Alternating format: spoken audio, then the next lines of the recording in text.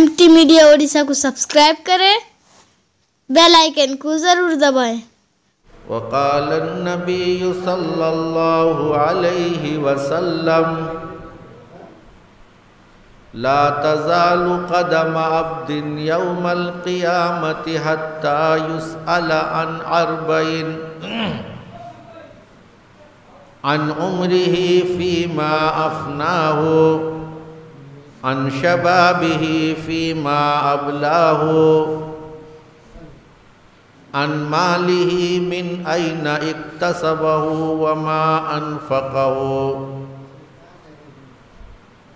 व अन इल्मिन माज़ा अमिल बिही औ कमा क़ाल नबी सल्लल्लाहु अलैहि वसल्लम। उसको पूछना शुरू हो जाएगा कि तू यहाँ जब आया है तो बता, तू जितना भी उम्र तूने पाया था। मैंने जो हदीस आप हजरात के सामने पढ़ी थी, उस हदीस के अंदर अल्लाह के नबी सल्लल्लाहु अलैहि वसल्लम यही फरमाते हैं कि ला तज़ालु क़दम अब्दिन यौमल क़ियामति हत्ता युसअल अन अर्बईन। कहते क़यामत के दिन, मैदान महशर के दिन बड़ी खौफनाक हालत सूरत हाल होगी। मैदान महशर में इंतहाई ख़तरनाक सूरत हाल होगी। ऐसा होगा कि सब लोग परेशान रहेंगे। कोई बाप बेटे को भी पहचान नहीं रहा होगा, मियाँ बीवी को पहचान नहीं रही होगी, औलाद अपने वालिदैन से बेगाना होकर रहेगा। सब परेशानी में मुब्तला रहेंगे।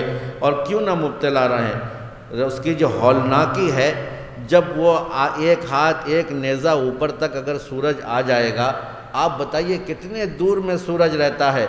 गर्मी के मौसम में हम बेताब हो जाते हैं, परेशान हो जाते हैं, गर्मी बर्दाश्त नहीं होती, उसके लिए एसी तलाश करते हैं, बर्फ़ तलाश करते हैं, पता नहीं क्या क्या चीज़ें तलाश करते हैं। जब एक नेज़े पे सूरज होगा तो ज़रा अंदाज़ा कीजिए कि क्या सूरत हाल होगी।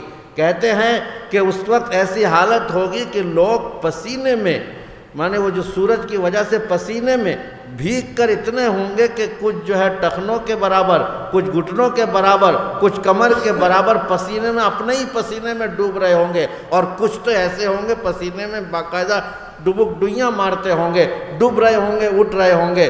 और कुछ लोग होंगे जिनके पेशानी का, जिसमें मगज़ खोल रहा होगा, उसकी वजह से उनके कान, आँख, नाक से जो है बिल्कुल ऐसा। अब अगर ऐसी सूरत होगी, बड़ा अच्छा माहौल होगा। ऐसी सूरत में अच्छा माहौल होगा, सोच सकता है कोई? इंतहाई ख़तरनाक सूरत हाल। अब क्या होगा? सबके दिमाग में एक बात होगी कि अल्लाह ताला जल्दी से हिसाब किताब ले लें। जो फैसला करना है करेंगे, लेकिन जल्दी से ले लें हिसाब किताब।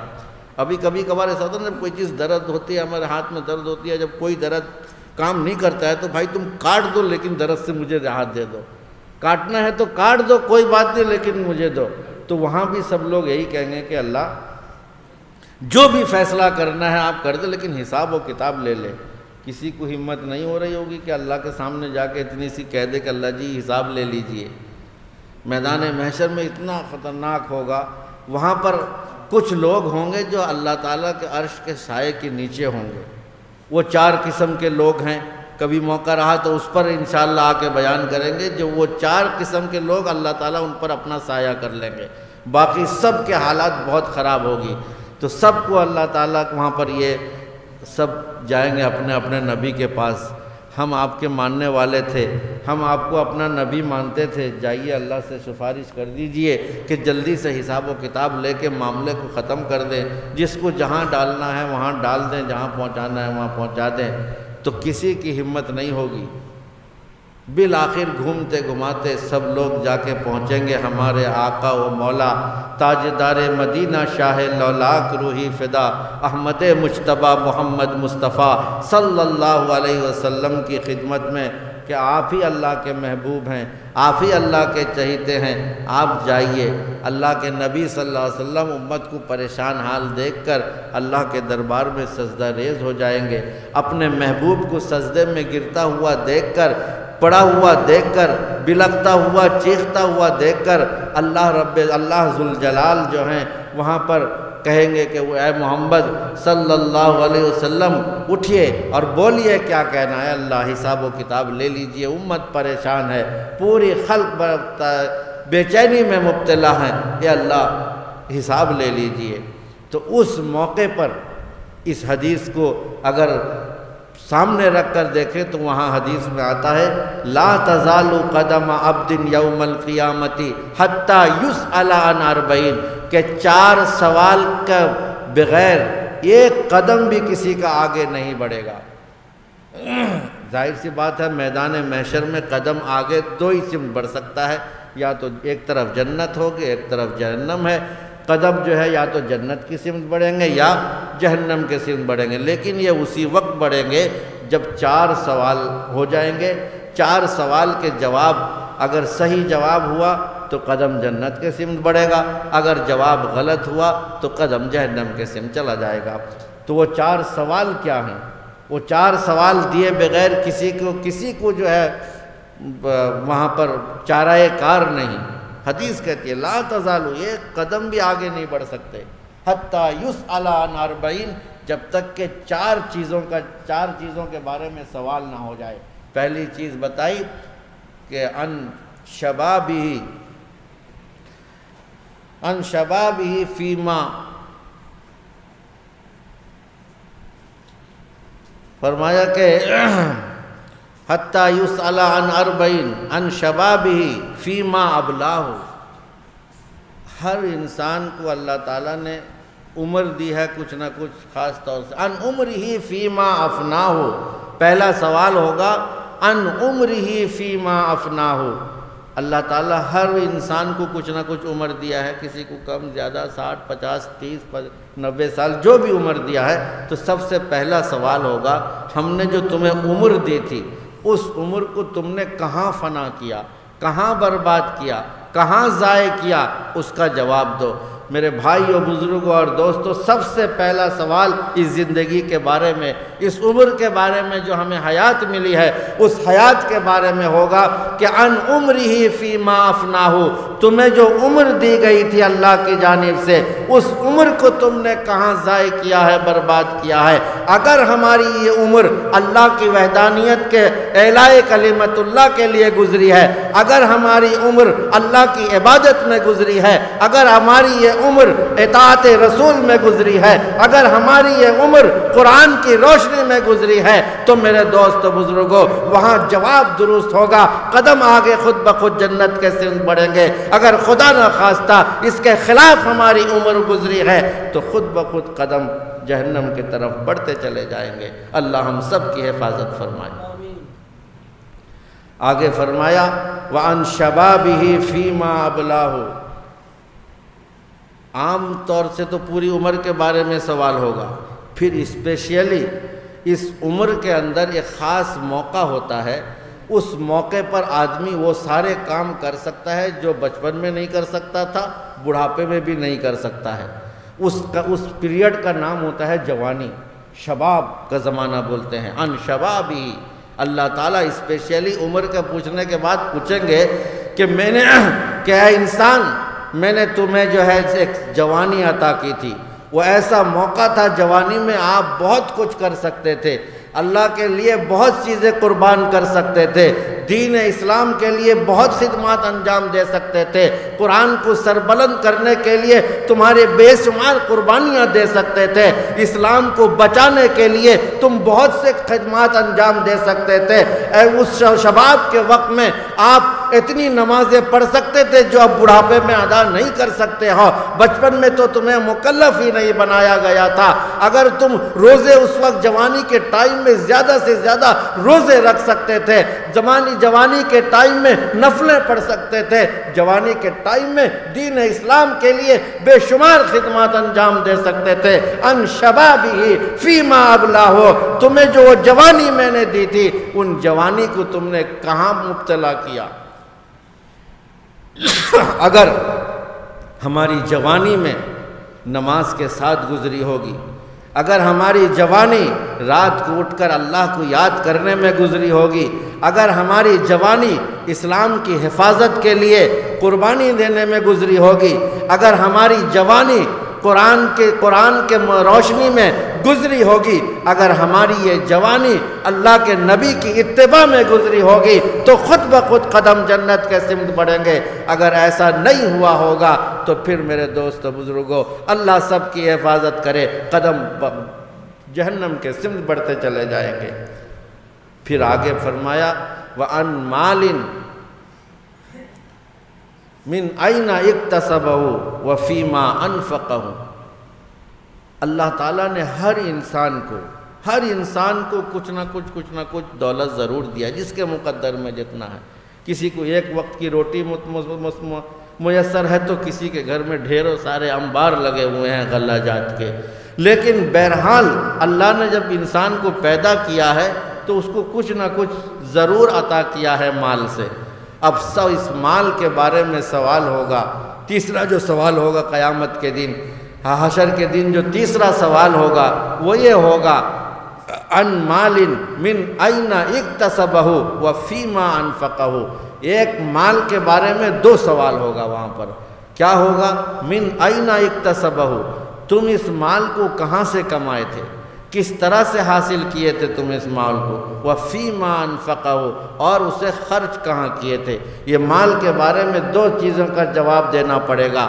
من این اکتسبہ، اگر ہمارا جواب یہ ہوا کہ اللہ ہم نے جو مال دولت ہم نے کمائی تھی محنت کر کے، مزدوری کر کے، پسینے بہا کر، حلال طریقے سے، حلال سسٹم کو اپنا کر ہم نے مال کمایا تھا، جو تیرے نبی نے جو طریقہ بتلایا تھا ہم نے اسی کے مطابق ہم نے کیا کی تھی، ہم تجارت کیے تھے، تجارت میں کبھی ہم نے جھوٹ کا سہارا نہیں لیا، ہم نے ایمانداری سے تجارت کی، دیانت داری سے تجارت کی، ہم مزدور تھے تو پسینے بہا کر پیسے کمائے ہیں، ہم گویا کہ اگر اب حلال طریقے سے پیسے کمائے ہیں تو ہمارے قدم جنت کے سمت بڑھیں گے۔ اگر خدا نہ خواستہ ہم نے پیسے کسی کو دھوکہ دے کر، کسی کو لوٹ کر، کسی کو فریب دے کر، کسی سود سے پیسہ حاصل کیا ہے، بیاج سے پیسہ حاصل کیا ہے، یا کسی اور ناجائز طریقے سے پیسہ حاصل کیا ہے، تو قیامت کے دن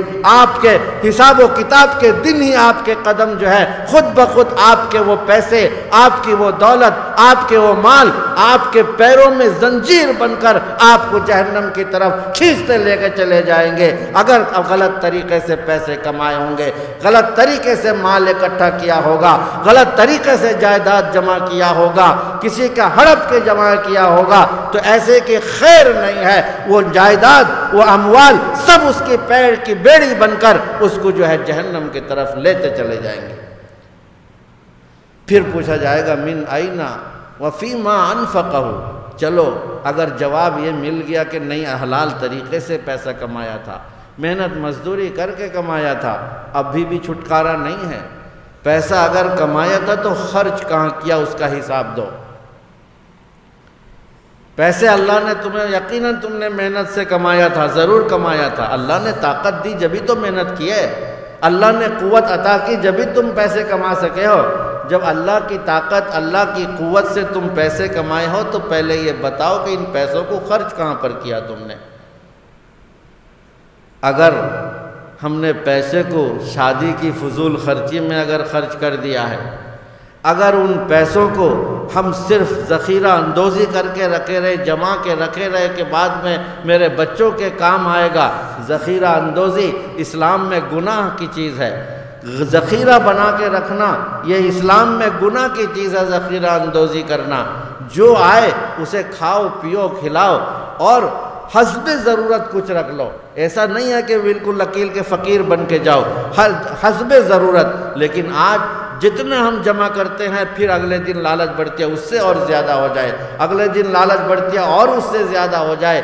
وہ ضرورت سے زیادہ اگر جمع کر کے رکھے ہو، اور حال یہ تھا کہ گاؤں میں پڑوس میں کوئی غریب تھا جس کے گھر میں 2 وقت میں 3 وقت میں 1 وقت چولہا جلتا تھا، 2 وقت نہیں جلتا تھا، تو پڑوس میں ذخیرہ بنانے والے وہ بخشے نہیں جائیں گے۔ غریب میں کوئی بیوہ عورت ہے، وہ بیچاری تنگ دستی کی زندگی گزار رہی تھی اور یہ مال جمع کیے جا رہا تھا۔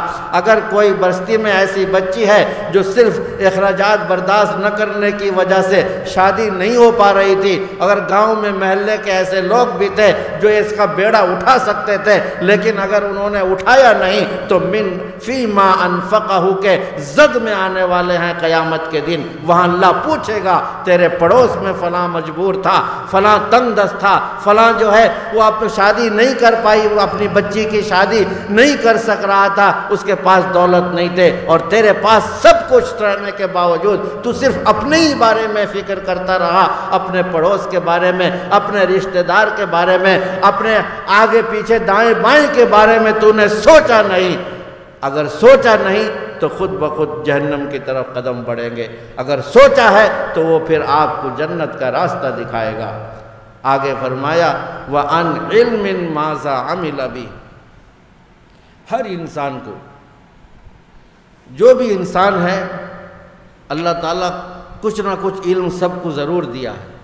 کسی کو بہت علم دے کے عالم بنا دیا، مولوی بنا دیا، مفتی بنا دیا، حافظ قرآن بنا دیا، کسی کو اتنا نہیں دیا لیکن جائز ناجائز حلال حرام سکھا دیا، لیکن ہر آدمی کو اللہ نے عقل دی ہے، اور عقل ہی جو ہے وہ علم کا حاصل کرنے کا یہ ہے۔ اگر کوئی اپنی عقل کو استعمال نہیں کیا، عقل کو استعمال کر کے علم حاصل نہیں کیا تو وہ گنہگار ہوگا، وہ کل قیامت کے دن ڈبل گنہگار ہوگا۔ یہ کیوں علم حاصل نہیں کیا، اس کے لیے اس کو پہلے اس کو سزا ملے گی، پھر اس کے بعد اگر نہیں کیا تھا تو معلومات کیوں نہیں حاصل کیا، اس پر جو ہے اس پر یہ ہوگا۔ لیکن میرے بھائیوں، بزرگوں اور دوستوں، ان علم ماذا عمل به، اللہ کے وہاں جو حشر کے دن جو سوال ہوگا کہ آپ کو جتنا بھی معلومات آپ کو تھی، آپ کے پاس جتنا بھی علم تھا، آپ جانتے تھے یہ چیز جھوٹ بولنا گناہ ہے، آپ جانتے تھے نشہ کرنا گناہ ہے، آپ جانتے تھے سود لینا گناہ ہے، آپ جانتے تھے نماز چھوڑنا گناہ ہے، آپ جانتے تھے روزہ چھوڑنا گناہ ہے، آپ جانتے تھے دین کے کام نہ کرنا گناہ ہے، ان تمام کو جانکاری کے باوجود تم نے عمل کتنا کیا ہے اس پر، یہ بتاؤ۔ وہاں قیامت کے دن سوال ہوگا ماذا عمل بی، تم نے اس پر عمل کتنا کیا ہے۔ اگر آپ عمل کیے ہوں گے، دوسرے کو بتائے ہوں گے، ایک ذمہ ہمارے یہ بھی ہے، اگر کچھ معلومات ہے تو ہم اپنے بچوں کو بتلائیں، بچوں کے سینوں میں منتقل کریں، بچے کے اپنے رشتہ داروں کے سینوں میں منتقل کریں، اپنے اڑوس پڑوس میں منتقل کریں، اپنے پاس اٹھنے بیٹھنے والوں کو بتلائیں۔ جو بھی اچھی باتیں جانتا ہے ضروری ہے کہ وہ اپنی اس بات کو اپنے دوسرے تک پہنچائے، جس سے اس کا تعلق ہے اسے بچائے، جو اس سے محبت کرتے ہیں اسے بتائے۔ ہر چیز کو بتلانا ضروری ہے، اگر نہیں بتلایا تو پھر میرے دوستو بزرگوں قیامت کے دن کوئی چارہ کار نہیں ہے۔ تو اللہ کے نبی صلی اللہ علیہ وسلم نے اس حدیث میں ہی فرمایا ہے کہ 4 چیزوں کا سوال ہوگا۔ ان عمرہ فیما افناہ، تم نے عمر کو کہاں گنوایا، پھر اسپیشل خاص کر کے ان شبابہ فیما ابلاہ، جوانی کیسے گزارے، پھر اس کے بعد پوچھے گا ان مال من این اکتسبہ وفیما انفقہ، مال کیسے کمائے اور کس طرح سے خرچ کیے، اور آخری سوال ہوگا کہ ان جو کچھ تمہیں معلوم تھا اس پر تم نے کس قدر عمل کیا ہے۔ اگر اس کا جواب صحیح ہو گیا تو اللہ سے قوی امید رکھیے کہ ہمارا ٹھکانہ جنت ہوگا۔ اگر اس میں ہماری کسی بھی طرح کی کمزوری رہی، کسی بھی طرح کی کوتاہی رہی، تو پھر میرے دوست و بزرگوں ان کوتاہیوں کا جواب دینا پڑے گا، ان کوتاہیوں کا سزا بھگتنا پڑے گا۔ پھر جا کر اگر ایمان کی سلامتی کے ساتھ موت آ جاتی ہے تو کامیاب ہوتا ہے۔ ایک آیت میں نے پڑھی تھی اپنے خطبے میں، اس آیت کا ترجمہ کر کے اپنی بات کو ختم کروں گا۔ آیت میں نے یہ پڑھی تھی کہ یا ایھا الذین آمنوا اتقوا اللہ حق تقاتہ وَلَا تَمُوتُنَّ إِلَّا وَأَنْتُمْ مُسْلِمُونَ۔ بہت سنتے ہوں گے واعظ تقریر میں، خطبہ نکاح میں اس آیت کو بہت بار بار سنتے ہوں گے۔ کیا کہہ رہا ہے اللہ تعالیٰ اس قرآن کی اس آیت کے اندر؟ یہ کہتا ہے یا ایھا الذین آمنوا، ایمان والوں کو مخاطب ہے، کسی غیر کو نہیں۔ جو اپنے آپ کو مسلمان کہتا ہے، جو اپنے آپ کو ایمان والا کہتا ہے، ان سے مخاطب کر کے کہتا ہے یا ایھا الذین آمنوا، اے ایمان والو اتقوا اللہ، اللہ سے ڈرو، اللہ سے ڈرو۔ اب چلتے پھرتے اڑتے بیٹھتے سوتے جاگتے کھاتے پیتے ہر وقت اللہ سے ڈرنا چاہیے۔ اور پھر کیا فرمایا؟ حق تقاتہ، جس طرح اللہ سے ڈرنے کا حق ہے اس طرح سے ڈرو۔ اب اللہ سے ڈرنے کا حق کیسا ہے؟ اللہ سے ڈرنے کا حق یہ ہے کہ اگر ہماری نگاہ کہیں اٹھ رہی ہے تو ہمارے ذہن میں یہ استحضار ہونا چاہیے کہ اس آنکھ میں بینائی دینے والی طاقت اللہ کی ہے۔ اگر میری نظر کسی غلط جگہ پہ پڑی یا بد نگاہی میں اب اس ناقص گیا تو اللہ کو یہ قدرت ہے کہ وہ مجھے نہ میری بینائی چھین لے۔ آپ کے ہاتھ اگر کسی پر اٹھ رہے ہیں، کہیں اگر آپ نے ہاتھ کا استعمال کر رہے ہو، استعمال کرنے سے پہلے آپ کے دل کے اندر یہ خوف پیدا ہونا چاہیے یہ ہاتھ کسی غلط جگہ پہ نہ پڑ جائے۔ اگر پڑ گئے تو کہیں میرے اس ہاتھ میں جو پکڑنے کی طاقت ہے اللہ واپس نہ لے لے۔ آپ قدم کہیں کسی ارادے سے کہیں قدم بڑھا رہے ہیں تو حقیقت اللہ سے ڈرنے کا حق یہ ہے کہ آپ کے قدم بڑھنے سے پہلے آپ کے دل کے اندر یہ خوف پیدا ہو کہ اگر یہ قدم غلط سمت میں چلے گئے، کسی غلط جگہ پر قدم پڑ گئے تو اس قدم کے اندر جو چلنے کی طاقت ہے کہیں اللہ تعالیٰ واپس نہ لے لے۔ اگر اپنے کان کا استعمال کر رہے ہیں، استعمال کرنے سے پہلے آپ کے دل کے اندر یہ خوف پیدا ہونا چاہیے اس کان میں سننے کی طاقت اللہ نے دی ہے، اگر غلط چیز کو سننے میں استعمال کروں گا کہیں اللہ تعالیٰ سماعت واپس نہ لے لے۔ زبان استعمال کرنے سے پہلے دل آپ کو بار بار ٹوکے، بار بار روکے کہ زبان سے اگر غلط بات نکالے گا تو اللہ اس بات پر قادر ہے کہ تجھے زبان میں جو بولنے کی طاقت دیے ہیں اللہ اسے واپس لے سکتے ہیں۔ اس کا نام ہے حق تقاتہ، اللہ سے ڈرنے کا حق۔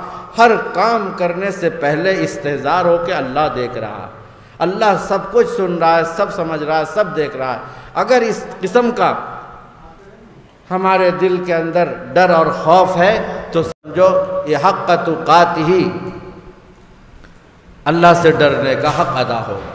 تو میرے بھائیوں، بزرگوں اور دوستوں، آپ نے پہلے حضرت مفتی صاحب کا خطاب سنا ہے۔ ان کے خطاب کے بعد ہمارے خطاب کا تو کوئی مطلب ہی نہیں ہوتا ہے، لیکن وہاں دوسری جگہ میں بیان کرنا تھا تو میں وہاں سے بیان کر کے آیا، اس لیے تاخیر ہوئی، ورنہ پہلے مجھے بیان کرنا تھا پھر اس کے بعد مفتی صاحب بیان کرتے تو پھر اچھا بھی لگتا۔ وہ تو سسٹم ہوتا ہے، اور پہلے بڑے بیان کر دیں اس کے بعد ہم جیسے چھوٹے آئیں تو یہ تو علامت قیامت ہے۔ قیامت کی نشانی میں ایک نشانی یہ بتلائی گئی ہے کہ ان تلد الامۃ ربتہا، کہ غلام جو ہیں، باندیاں جو ہیں اپنے آقا کو جنم دیں گی۔ باندیاں، غلام باندیاں جو باندیاں ہوتی ہیں وہ اپنے آقا کو، اپنے مالک کو جنم دیں گی۔ یہ کیسے ہو جائے گا بھائی؟ اپنے مالک کو کیسے؟ جب اس کے باپ، اگر وہ شریعت میں یہ ہے کہ اگر کوئی غلام اپنے کسی قریبی رشتہ دار کے غلام بن جاتا ہے تو اور وہ غلام نہیں رہے گا، آزاد ہو جائے گا، لیکن یہاں حدیث میں آتا ہے کہ باندیاں اپنے آقا کو جنم دیں گی۔ تو علماء اکرام نے اس کی صورت بتائی ہے، غلام اپنے آقا، باندیاں اپنے آقا کو جنم دیں گی کا مطلب یہ ہے کہ ایسا دور آ جائے گا کہ اسی ماں کے پیٹ سے پیدا ہونے والا بچہ کل اس کو اپنے آپ کو مالک سمجھنا بیٹھے گا اور اپنی ماں کو باندی اور غلام سمجھنا شروع کر دے گا۔ اور علماء نے لکھا ہے اس کا ایک مطلب یہ بھی ہے کہ چھوٹا، گھر کا چھوٹا وہ سب سے اپنے آپ کو بڑا سمجھنے لگے گا، گھر میں جو مالک تھے وہ ان کو وہ چھوٹا سمجھنے لگے گا۔ تو ایسا جب دور آئے جب چھوٹے بڑوں سے آگے نکل کر بڑبڑانے کے لگے، بڑوں سے سبقت لے جا کر اپنا تسلط قائم کرنے کی کوشش کرے، سمجھ لو قیامت بہت قریب ہے۔ یہ دور قیامت کا چل رہا ہے، آج یہی ہو رہا ہے۔ ہمارے بچے جو ہیں بڑوں سے بہت آگے لپر ہوتے ہیں۔ تو میرے دوست و بزرگوں، یہ سب چیزیں ہیں جو اللہ تعالیٰ اللہ کے نبی صلی اللہ علیہ وسلم نے ہمارے رہنمائی فرمائی ہے، رہبری فرمائی ہے۔ اللہ سے دعا کرے کہ جتنی بھی عمر ہماری باقی ہے، جتنا بھی زندہ رہیں تو قرآن و سنت کے مطابق زندگی گزرے۔ جب بھی اللہ کو دنیا سے لے جانا مقدر ہے، جب بھی ہمارا جانا مقدر ہے، اللہ سے یہ دعا کرے اللہ ایمان کی سلامتی کے ساتھ لے کر جائے۔ جب تک دنیا میں زندہ رہیں اسلام پر قائم رکھے، دنیا سے جائیں تو ایمان کو سلامت رکھے۔ یہ اللہ سے دعا کیجئے، اللہ تعالی ہم سب کے حق میں اللہ تعالی خیر کا فیصلہ فرمائے۔ جس مقصد کے لیے جلسہ کیا گیا ہے اللہ تعالیٰ اس مقصد میں کامیابی عطا فرمائے۔ جو لوگ بھی اس جلسے کو قائم کیے ہیں اللہ ان کی مرحومین کے حق میں مغفرت کے فیصلے فرمائے، جو زندہ ہیں ان کے حق میں خیر کا فیصلے فرمائے، عافیت کا فیصلہ فرمائے، صحت کا فیصلہ فرمائے۔ وآخر دعوانا ان الحمدللہ رب العالمین۔ اگر ویڈیو اچھی لگی تو لائک کریں اور تمام دوستوں کو شیئر کریں۔